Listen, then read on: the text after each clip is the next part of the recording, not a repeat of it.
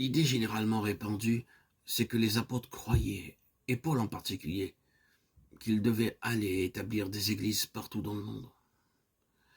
Et quand ils entraient dans une province ou dans une ville, leur principale préoccupation était d'établir une église locale. Mais nous rechercherions en vain un ordre du Seigneur ou une suggestion que c'est ce qui devait être l'objectif des apôtres. Ce qu'ils savaient, c'est qu'ils devaient introduire Christ là où ils allaient. Si Christ était rejeté, il n'y avait pas d'église. Si Christ était accepté, ceux qui l'acceptaient devenaient un vase de Christ dans cet endroit. La conception d'une église dans un lieu, ce n'est pas d'établir une représentation de la religion chrétienne, mais une incarnation corporative de Christ. Peu importe l'endroit où qu'il n'y ait que 2 ou 3 croyants, s'ils sont là, dans son nom, il est là. C'est la présence de Christ qui constitue une église.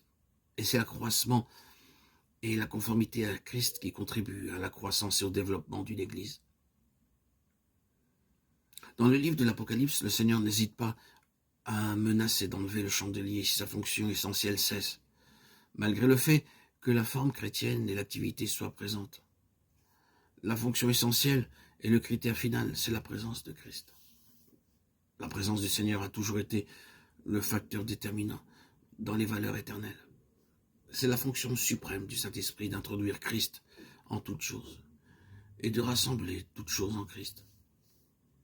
Les églises, en tant que telles, sont seulement des moyens, et de même que les choses terrestres, elles passeront avec le temps. Ce qui est de Christ, dans et par les moyens mis en œuvre, sera rassemblé de manière spirituelle dans la grande Église universelle que Christ se présentera à lui-même comme une Église glorieuse. Nous ne parlons pas ici de tout cet organisme qui est issu de la vie, de la graine, de la semence de Christ, mais seulement de ce qui était au commencement. Bien sûr, cela implique un défi. Comment est-ce que tout cela est venu à l'existence?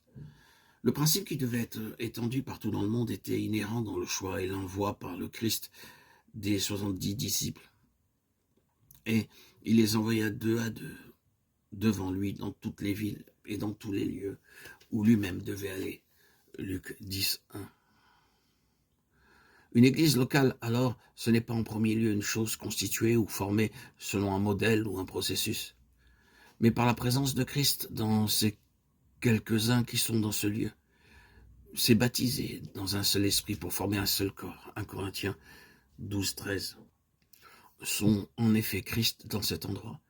Ils maintiennent ce lieu comme un témoignage à ses droits, et Dieu répand par nous en tout lieu l'odeur de sa connaissance. 2 Corinthiens 2, 14.